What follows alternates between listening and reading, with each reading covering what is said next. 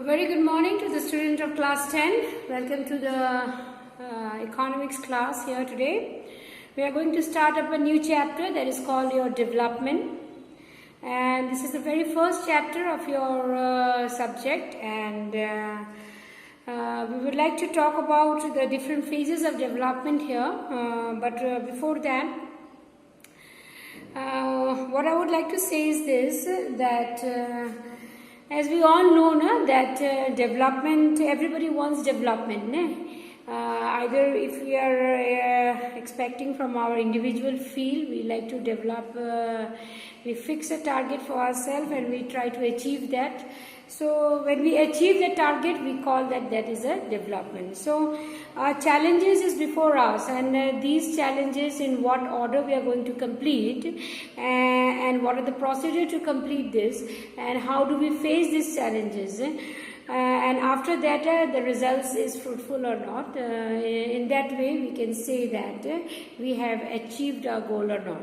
So development brings with itself a lots of criteria, and what are we expecting from development? It also is the different thing. All the peoples may not expect the same aspiration from the development. Some may have the aspiration of holding a good job in the field. Some may have the aspiration of doing something good in the medical field. Some may have an aspiration of doing something in the arts field. Some may have an aspiration of doing something good in your social welfare scheme. So all these gives an example that nobody is static and everybody is having a flexible goal. I mean, the goals which they want to reach is not being rigid for everybody. Okay, so the different peoples are having a different goals. Okay, and time to time they change up their goals also as per the demands. Okay, so what we would like to say here is that the progress and the development for the different people holds the different things in their mind. Okay, we have desires or aspirations about how we would live and what we would like to do in our life. Similarly, we also expect what is a nation is going to give us and what are the different ways through which the nations are going to develop. Okay, this also is in our mind. So we can ask some few questions to ourselves, that can life be better for all the peoples? If we are asking in the national perspective, then maybe this question comes in our mind, that can life be better for all the peoples? Then simply the answer may be no, it cannot be better for the all the peoples, because the way of achieving and the way of expanding, I mean the way of expenditure, it varies from the people to weak people. Okay, so some may be have lots of income and some may be having less income. Okay, so for that reason their life status may be different. It cannot be the same. Then how should people live together? Okay, so what are the ways and the means through which the peoples can live together in the same society without having any discrimination? This is also one of the concepts of development, that we are supposed to live in a harmony without having any differences and accommodating all the differences what our society is having. And we should have what? We should be tolerant towards each other. So this is the second motive. And the third thing was, can there be more equality? Yes, certainly we can think that there should not be a difference between the rich and the poor. Too much of gap will bring chaos in the society. So we may ask that, can the equality be more in our society? So these are the few concepts in our mind when we talk about the national development. Okay, for the individual development, in your book they have given what development promises and what the peoples have, and how they achieve their goals. Okay, so when you do something, that means what? You are having a target behind you. Okay, so that is very much important. First, your goal needs to be fixed. So the first stanza here, it talks about what development promises. Okay, so the development process promises different things to the different peoples. So firstly, the first topic which comes in our mind, the first point which comes in our mind is what? different persons can have a different development goals. Like for an example, when in your book they have said that there is one example here, a man from a rich family wants a luxury car and a costly flat to live, okay, but the other man who doesn't want a luxury car, he just needs a minimum needs for survival, like he just needs a little money to fulfill its small needs. Hence these goals are different. Okay, so a person may be having maybe wanting for good abroad studies, but similarly there is other side, a person who is wanting only for good studies, so either in the rural areas or in the urban areas. So both the different goals are there, and it is not conflicting. Different persons can have a different development goals. Okay, as I told you, when we talk about our national development, a different person can think the different point regarding its development. Some may think about the infrastructure, some may think about the education, some may think about the health sector, some may also think about the equality, the socio-economic equality. So these are the different field where the peoples can think regarding, because all the peoples are not alike, so that is why their goals and their aspiration will also be not alike. So the first point which the development gives about is that different persons can have a different development goals. Okay. Then the second point, what does the development give us? What may be development and progress for one may not be a development or progress for the other. So this is the second point which it gives us, that if a person is developing a dam or a multi-purpose project, so it may be a development for that area, it may be a development for that state, but it may not be the development for those tribal peoples who are displaced from that area. Okay, so this can explain this fact in your books. They have mentioned in page number 5 regarding a vessel is dumped 500 tons of liquid toxic waste in the surrounding sea and into an open air dumps in the city, and this is where they have dumped it in the Ivory Coast, which is in your Africa. So the people near about is been intoxicated with this kind of a garbage, and they're suffering for various kinds of disease. Okay, and it is polluting their aquifers also. So for that reason, a multi-purpose project may be a development for that company, but it may not be a development for the peoples residing in that area, because it is bringing the havoc for them, like in their health as well as in their living surroundings. Okay. So this will explain this. So what may be development or progress for one may not be the development or progress for the other. Now coming to the third, it is saying that in development people seeks a mix of goals. Okay, the people seek a mix of goals means what?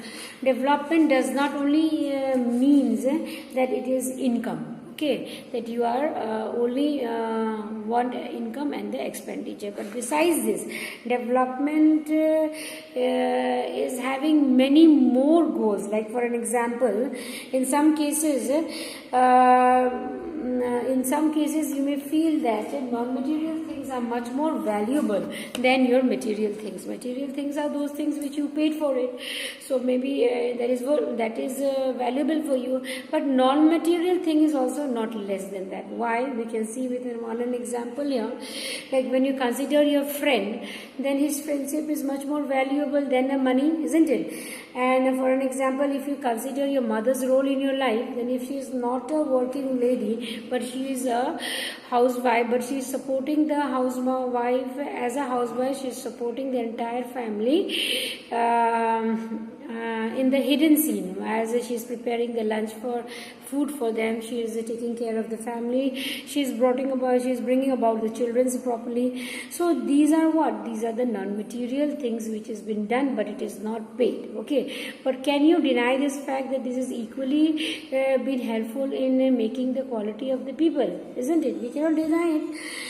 So for that reason, development is having the mix of goals. And the third example we will understand. Like for an example, if you get a job in the far off places, and before accepting it, what would you like to see? You would like to see many things. Like for an example, you will see that opportunity. What will you see? You will see, apart from giving the income, they are giving you some facilities or not. Like the facilities may be like about your family, about the safety of your family, about your working atmosphere, about your children's and their upcoming life, and the opportunity which was given by the job peoples for you to progress in the later field or not. So all these things you like to know. So we cannot say that development only depends on the income, but besides this, it also depends upon your other different goals. Okay. The last example what I would like to mention here is yet again from the NCERT book. It is saying that in other case, a job may give you a less payment. Okay, a job is giving you a less payment, but it is giving you all the other facilities what you are hunting for. And in the next case, there are no facilities for you, but the job is giving you a very handsome salary. So what would you like to opt? Definitely the first one. Why the first one? Because besides your income, there are the other things for which you need a security. It is not only the money, but also your freedom, and your law and order is also there to give you security in the society. So these are the things which is countable for the development. So we can explain this fact that not only the material things is important for us, which we can buy from the market, but also the non-material things, which is holding a blended approach in nourishing the quality of the individual. Okay, so both are important in order to see the aspect of a development. Only income, only money cannot judge whether you are a developed or you are not a developed. As for an example, we have seen even the Human Development Index is not only taking an income, but it is taking some other criteria like your education, your health, and your per capita income. These all are the blended approach to see whether the quality is being upgraded or not. Okay. So for this, one more example is also been set for you here, like for a woman who is working out, who is going out of the home, and who is bringing the lots of money from outside after working day in and day out. Then what happens? Her social esteem, her social status gets improved, isn't it? So what is the other? What is that she is expecting at home? She can only keep in a peace mind when the people are supporting at home, okay, and they are respecting her. Na? And supporting her home means what? You have to help your mother or a woman who is working outside in their day-to-day activities. Okay, and if this is done, what will happen? More movement will be acceptable to be worked outside. And if this is happening, then you need security also. For this, what will happen? The people who is working outside needs to be secure, and for this reason, the law and order needs to be strengthened. So this way, the people can, the women can opt for the different jobs outside their homes. Okay, they can go for the variety of jobs. Hence, we can say that the development goals that people have are not only about the good income, but also the other things that are important for our life. Okay. So this is our individual perspective to see how we individuals see the development. But when the question comes regarding the mass development, like when we are holding the concept of our national development, okay, then what things comes in our mind? I told you that in the initial lecture that the three things which comes in our mind is what? Can life be better for all the people? Secondly, how should people live together? And thirdly, can there be more equality? Okay, so these are the things. But when you compare yourself to the international level, what are the different criteria in what the countries have been divided? This is yet to be seen. We will try to reveal this by going through this unit. So when the concept comes about the development, that the development is having a different concept for the different peoples, a different perspective, and when we generalize this on the country basis, then similarly the countries are also having a different aspects of development.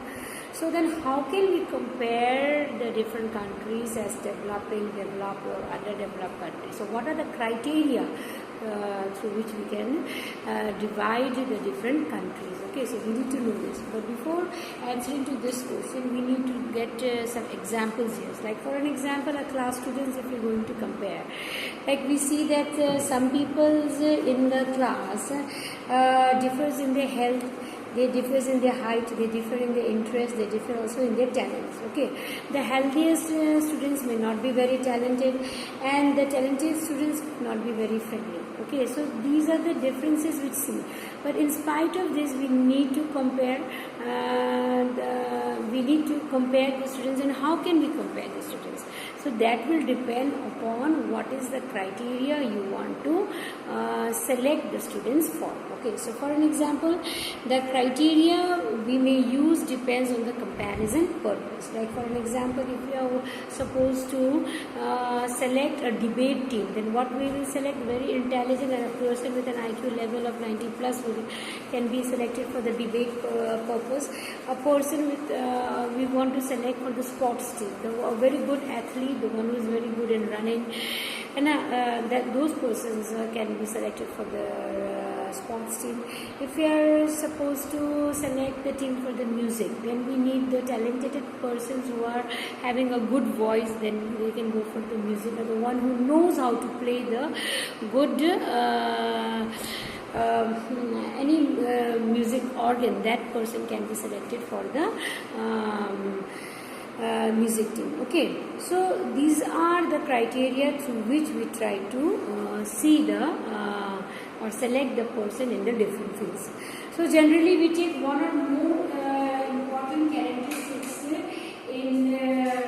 of individuals and compare them on the basis of their characteristics. Similarly, for comparing the different countries, what is the criteria that we take? Then the criteria which we take is our income. Okay, so how do we compare the different countries or the different states? Okay, the first question comes here. Then you might ask if development or progress can mean various things.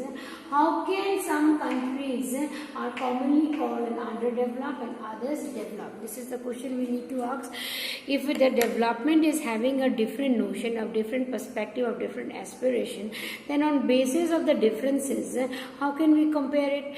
Then as we have told in the example, if there is a difference and there is a similarities also, so what is that which we need to see? So we need to see what? We need to see what are you selecting, what are the different criteria you want to select. So on what basis we are going to differentiate the countries? On the basis of income. So the income is the similarities is all the countries are having their income. Okay, some may be having a very good income, some may be having a middle order, or some may be having a low income. So we try to divide the countries on the basis of an income. Okay, so what is the income? Then if we are dividing the country on the basis of income, then we need to know what is the definition of an income, isn't it?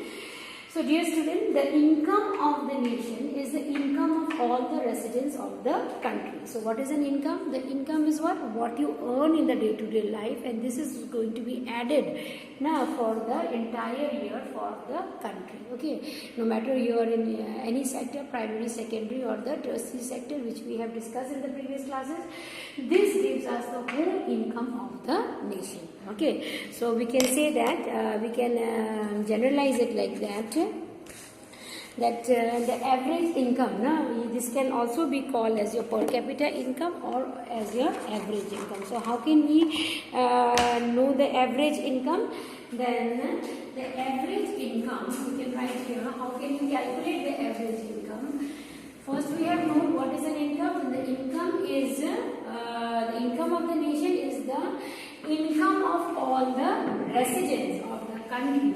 Okay, so it can also be known as your per capita income, or it can also be called as your average income. Okay, so how do we calculate the average income and the per capita income? So this is the process through which we can calculate the average and the per capita income. Like what you have to do, you have to add the total income of the nation, and then you have to divide it by the total population. So with this you get what? The average income or the per capita income. So this is one of the criteria which a country uses or an institute uses to divide whether it is a developed country or it is an underdeveloped country. Okay, so we'll come to this further explanation, but before that we will understand that in what circumstances the average income is not very useful in calculating, because after seeing this example we will come to know the demerit of the average income. Okay, so before going to the demerit, let's see what is the example saying. So we have taken two countries, that is country A and country B, and we have taken the 5 citizens of the two respective countries for the convenience and their per capita income. So the first country is with the 9,500 per capita income. I mean, the first citizen of the country is having annually earning 9,500. The second country is country citizen is country A second citizen is earning 10,500, country A third citizen is earning 9,800, country A fourth citizen is earning 10,000, and country A fifth citizen is earning 10,200. So when we add up all these, so we are getting how much? 50,000. So how do we get it? That is total income of the nation and then by the total population. So the population, how many we are having? We are having 5. So if we divide this one, then we are getting how much? We are getting 10,000. We are getting 10,000 as an average. Okay. So simply what we have done, the total income we have divided by the total population. Now coming to country B, when we see the country B, the citizen number 1, 2, 3, 4, all are getting 500 annually, and whereas if you see the citizen number 5, then you see that he is earning 4,800. So what is the difference we are finding? Yes, certainly the difference is what? There is an equal distribution of wealth in the country A, where there is an unequal distribution of wealth in the country B. And suppose we are given an option for becoming a member in the country B, then certainly we will take the option of which citizen? Certainly citizen number 5th. Okay, but if it is a lottery, then which group to be taken? Then we will take country number A, because there is an unequal distribution of the wealth. So what does it say? When we add up all these, this also will give you 50,000, and when we divide it by the number of the citizens, then we will get here 10,000. Okay. So the average is same for both the countries, country A and country B. So with this average, we can say both the countries is having a same pace of development. But can it say that the discrimination has been seen in country B?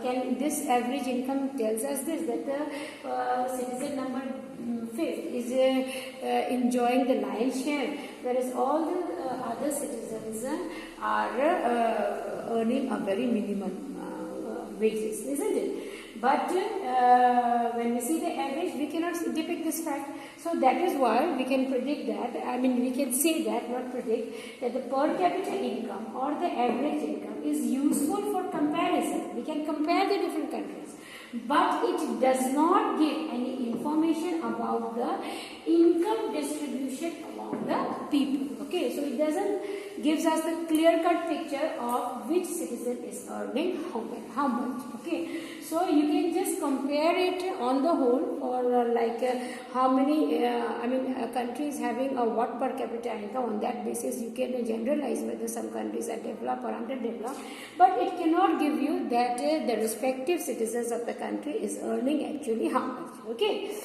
so this is one of the debalance. So instead of per capita income, what we should do here, the equal distribution of income is important here. We should see that how in the initial lecture I have asked you some question that can this economic equality be fetched in the development? Can there be more equality? So if we see the per capita income, we cannot say that we can have more equality, because this will not give you the true picture. And what pictures will give you the true picture? The equal distribution of income will give us the true picture. Okay. So this was one of the case. Average income is important for comparison. We can generalize this, but it does not tell us how the income is distributed among the people. Okay. So when we are concerned with the international levels, we have taken this as a criteria. We have taken the average income as a criteria to divide the countries. So, which is an authority who have taken this? Certainly, it is your World Bank. Okay, so the World Bank has taken this authority of deciding that which country is your developed and which your underdeveloped. So in World Development Report,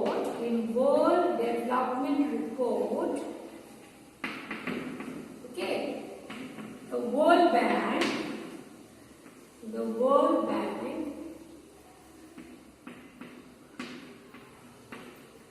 has taken which criteria? Average income. Has taken which criteria to divide the countries? The average income. So the country which is having US dollar 12736 per annum, that is your annually, per annum, and above,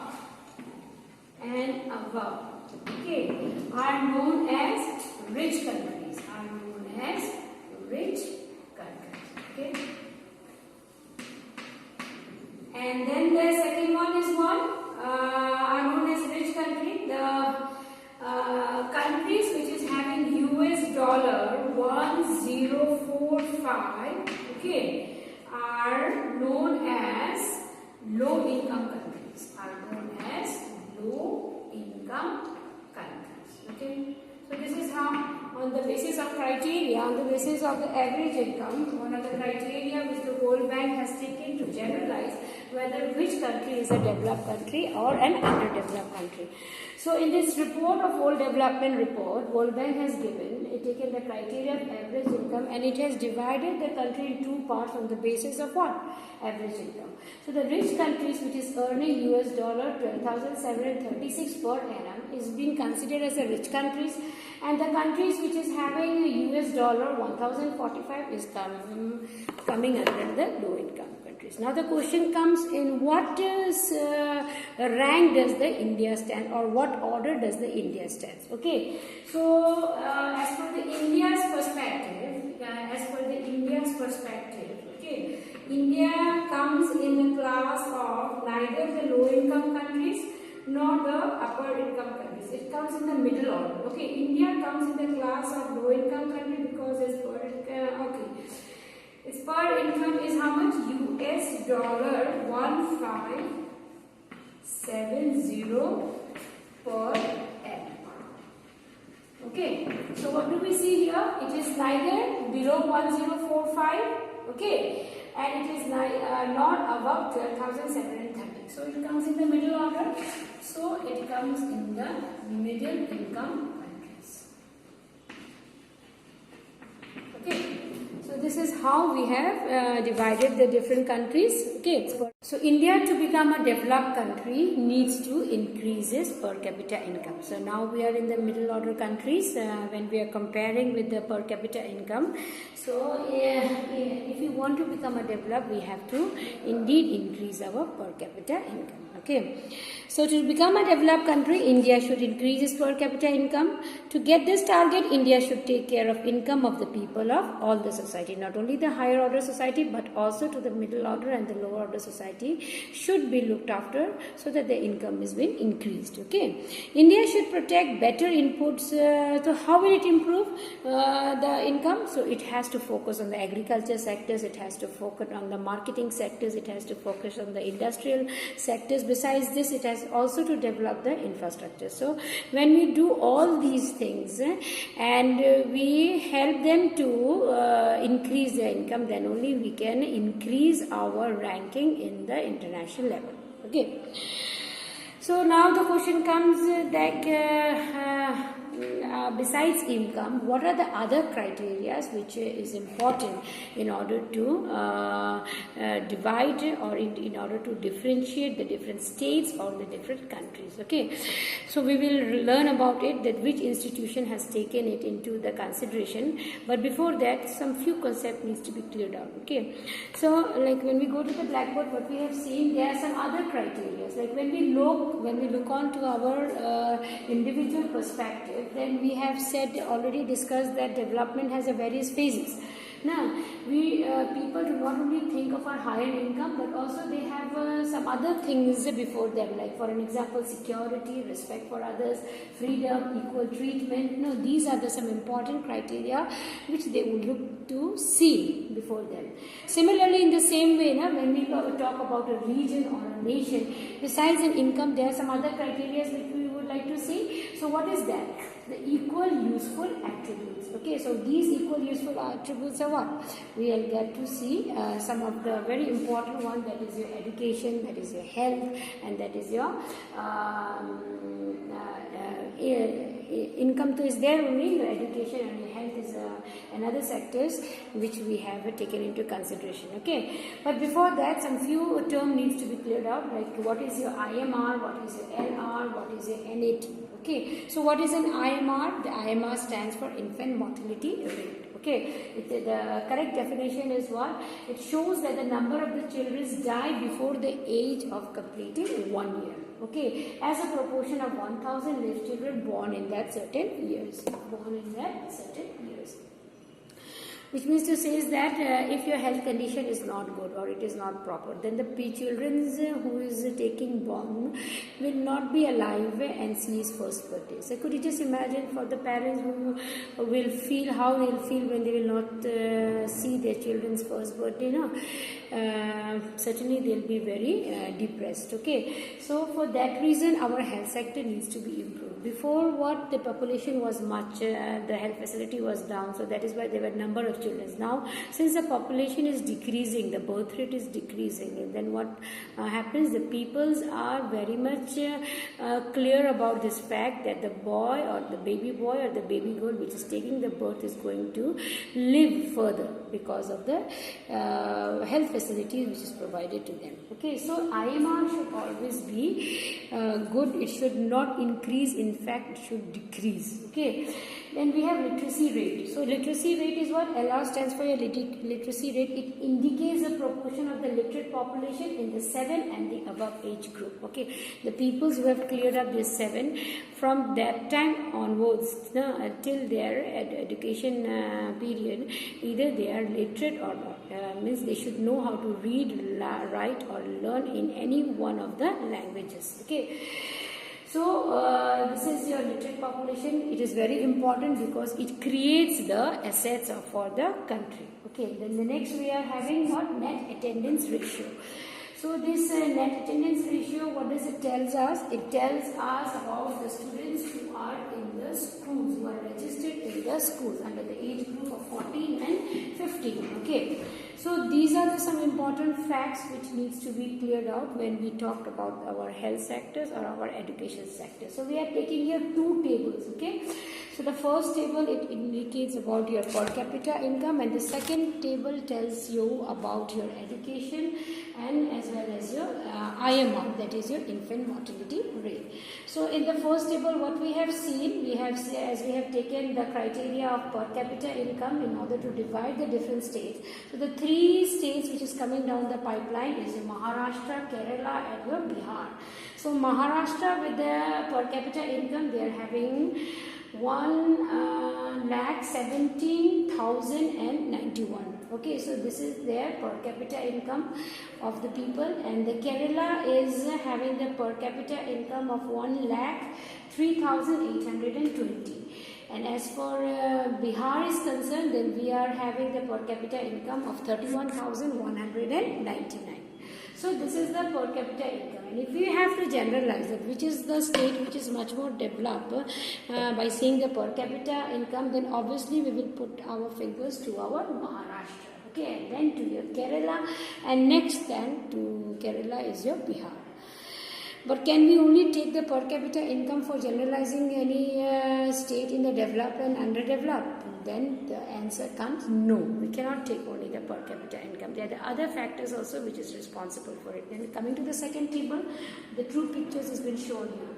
Now you see that Maharashtra IMR, this is your IMR which we have just discussed here, the infant mortality rate, the baby who dies before completing the 1 year of age. Okay, and what is literacy rate?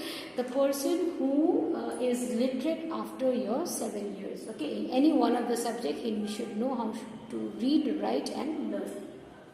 And net attendance ratio, the person who attends the school below 14 to 15 years of age. Okay, so when we see the data, what we have seen that the IMR of Maharashtra is 24 per 1000 children, and then we are seeing the IMR of Kerala, then it is 12, and then Bihar is your 42. So the maximum is your in Bihar.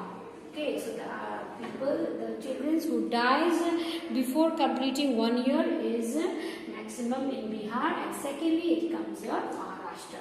When we see the literacy rate, what we have seen that the maximum literacy rate has been found in your Kerala. So 94% people are being literate here.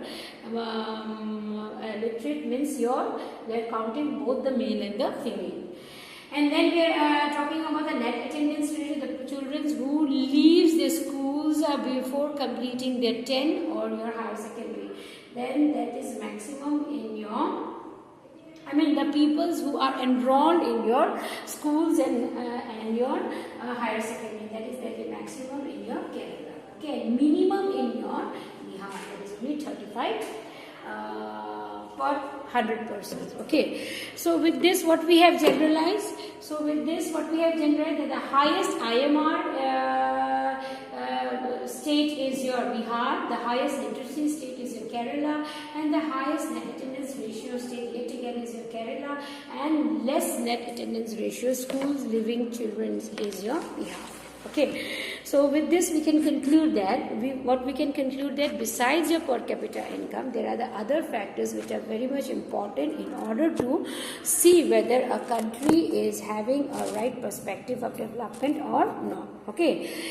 After that, seeing this condition, we can say that the last column depicts that 14 to 15 in Bihar are not attending school beyond class 8. Okay, this shows that if you went to school in Bihar, then more than 2/3 of your elementary class would be absent. Okay, why? Because the students have been opting for the different jobs because of the economic income which they are not getting in their family. Okay, and besides that, they may not be having also the desire of studying much because the surrounding is not that much appealing. Okay, so how it is that? Now how it is possible for all? Now the question comes here that how is it possible that all the state peoples and all the country peoples will have a unilaterally development in all the education, health and your per capita income? Then the answer to this question will be what? Your government facilities. Okay, because all the facility you cannot buy it from your pocket. Okay, you cannot buy an unadulterated medicine. You cannot buy an unadulterated food. Unadulterated food, which you see there is always a piracy everywhere, and then we cannot get a pollution-free environment. With our money in the pocket, we cannot buy all these things. So what are we supposed to do?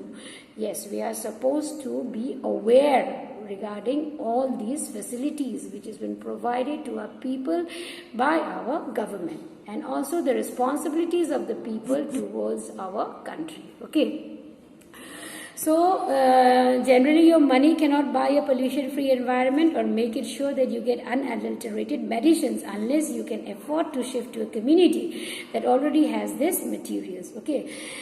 It can also be case that like you are not having a school in your areas. So what will happen? You have to shift to the different schools, or the government, you may ask the government to open the school for not only you but also for the different peoples who's residing in that area. Okay, so that awareness should come that education is an important factor for increasing the quality of the country. So what we have to do, we have to fight for our rights. So actually for many of these essential things in life, the best way, also the cheapest way, is to provide these services and goods collectively. Okay, so we have to provide it collectively, not only for one or two people but for all the peoples who can afford to use it. Okay, so this should be in our mind. So you are really able to study because okay, this I have already discussed.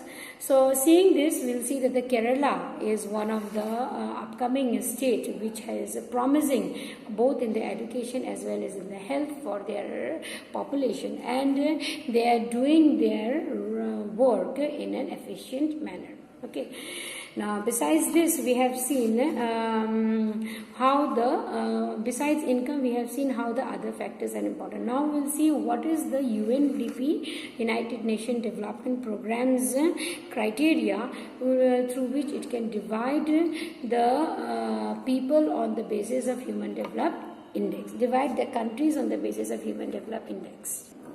So as we have seen, the World Development Report has taken the criteria of your per capita income. There is another institute which is not only convincing that we can divide the countries only on the basis of per capita income.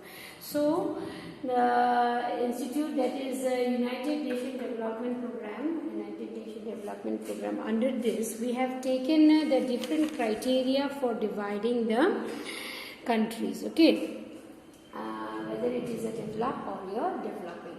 So according to this, in the Human Development Index, we have seen that there are almost 188 countries, and all these 188 countries has been ranked in different order. Okay, so our ranking in HDI is the 130, Sri Lanka's ranking is in 73, and Nepal's ranking is 145. But before coming in depth of it, we will just come to know what is your HDR report.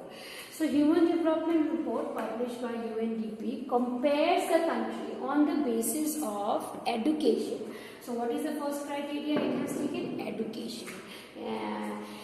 Levels of the education levels of the people. The second criteria it has taken the per capita income, which the World Bank has already taken. Okay, and the third criteria which it has taken is your health status. So three criteria has been taken by UNDP in order to divide the or in order to give a ranking to all the 188 countries. Okay, the sources of this data is 2014. So as per 2014, we are discussing this. Though the Indian ranking has been increased from 130 to 126, but this data will reveal the clear picture of India during that time. Okay, so what we have seen that in the HDI, though there are many more developed countries, but we are concerned only with our country here now and our neighboring countries.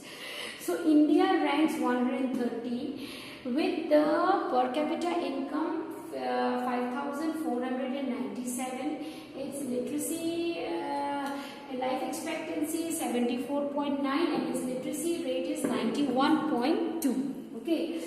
Similarly, Sri Lanka ranking at 73 is having here national income 9,779. It is in dollars, you see, because that is a standard currency which all the countries' income has been measured. Okay, it has been written here, see in your book, that the per capita income is calculated in dollars for all countries so that it can be compared. Okay, it is also done in a way so that every dollar would buy the same amount of services or goods in any country. Okay, so it is in your dollar. Then we are having literacy rate here, the life expectancy here 74.9 for India, for Sri Lanka 68, and for Nepal is 69.6. And your literacy rate is what? 91.2 for your India, and for your Sri Lanka is 62.9, 57.8, and for your Nepal is 57.4. So the conclusion what we can bring from this data is what? Sri Lanka, in spite of being very low in the population and also in the low in the area, it has been handsomely been fixed in the 73 position by focusing on its literacy rate, okay, as well as in your life expectancy comparable to your India. And Nepal being your second, other neighboring state, after being in 145 position, it is not behind in the life expectancy from India. India is 74.9, then the Nepal is 69.6. As well as in literacy rate, you will see it is behind, but the life expectancy rate is there is a very less differences in Nepal and your India. Okay, so this is the study which we have did. So what we have seen, that Sri Lanka is much ahead of India in every respect, whether it be your life expectancy or your literacy rate, because it is holding a 73 position. Okay, and in table 6 also indicates that Nepal has a half of the per capita income of India, yet it is far behind in the literacy level and your life expectancy. So this is what we have studied. So many improvement is been suggested here. It has been discussed in calculating HDI. So many criteria were supposed to use, but they have discussed and they have generalized that the criteria which is very much affected to the people and which is very important for their upcoming life, that only should be taken. So they have come to the conclusion that it is people, their well-being and their health that is most important. Okay, so for that reason, the education and health has been kept as two criteria under the UNDP report. So comparable to the World Bank report, this UNDP report is much more in a broader sense, because it is not only taking the quantity, but it is also taking the quality of the human being. Okay. So when the process of development is being seen, then all the countries are rushing towards their national income and exploiting the resources. So in that condition, what happens? Our world will become in a really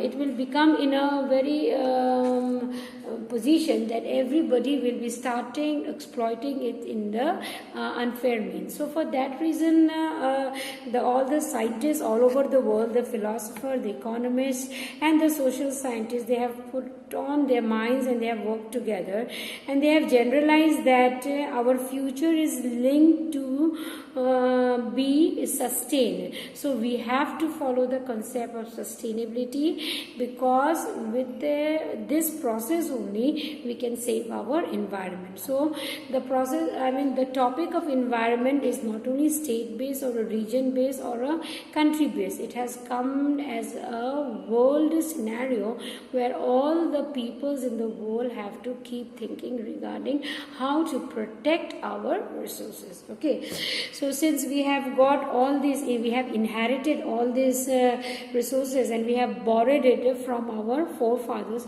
and we need to give it back to our generation, upcoming generation. So for that we need to preserve this. Okay, so we have to go for preserving our groundwater, we have to go for our non-renewable resources, we have to replenish all the things so that the things doesn't become very problematic in the near future. Okay, so at all times, as individual and as a member of a society, we need to ask where we desire to go. Okay, so what is the motto for our life? We need to ask ourselves this. So the motto should be what? For preserving the environment and for bringing upcoming development for each and every member who is present in the society. Okay, not only the per capita income, but also the quality of the people is also one of the debatable issue. So for every person, the concept of development still varies, and all countries is also having a different criteria for dividing the different people. So it is always a debatable issue. But the main motto of this issue is what? How to improve the quality of the peoples and what the country can do in order to preserve its human resource and also to preserve its natural resources. So with this we have come to the last portion of our chapter, that is a development. We have studied the concept of development, the versatilities in the development, the individual goals of the development as well as the national goals of the development. And we have seen that what can be development had three questions. One is a development for one may not be a development for the others. Development should have a mixed goal, and development can be contradictory also. Maybe contradictory in the sense means we have discussed about the people of Africa, how the Ivory Coast people, multinational companies is dumping all the waste products in the area where the peoples are living, the African peoples are living, and they've been intoxicating by the various kinds of a disease. So a development may be for the multinational companies, but it is not a development for the other people. So we are having a so we have taken the average income, and the average income has been taken by the World Bank in order to divide the countries into a developed and underdeveloped. And we have seen that India is placed in the middle order, okay, with a US dollar of 1,570. It comes in the middle order. Besides this, we have seen that the average income is not only important, is not only enough for comparing the equalities among the people or in the qualities among the people, because it hides the disparities of income among the citizens. We have seen the country A and country B. Besides this, we have also seen the UNDP criteria that education and health is an important criteria to divide the people on the quality basis. So the country which has been divided on the quality basis has been ranked under HDI, and it has taken altogether 188 countries, under which India lies in your 130 position according to the sources of 2014. Okay, now the HDI ranking has been improved. Nepal and Sri Lanka case is much better than India because they are focusing on the health sectors as well as your per capita income. Besides that, they are also focusing on their education sectors. Sustainable development has been discussed. We have seen that after such a long process of development for all the countries, one thing becomes common in mind, that is the sustainability which we have got from our forefathers needs to be preserved and given back to our coming generation. So for that, what has been needed, a proper planning is to be needed, okay, and awareness to be needed that how we need to protect our environment. And then we are supposed to discuss about our BMI here. I have just forgotten to discuss our BMI. The BMI will tell you that whether the person is undernourished or it is overweight. So this is to be calculated for the adult person, not for the children who are in the growing age. So for that, what you have to do, you have to take the weight of a people in a kg and then you have to divide it by its height in the meter square. And if it is less than 18.5, then that is undernourished, and if it is above than 25, then you can say that the person is suffering from the obesity or is overweight. He needs to curtail down his weight. So these are the things which have been told in the development. I presume you have understood what has been told to you. Please do read the NCERT before attempting anything, and go for the sample papers and discuss the things. And if you are not understanding, you can leave the questions in my WhatsApp group. Thank you very much and have a nice day.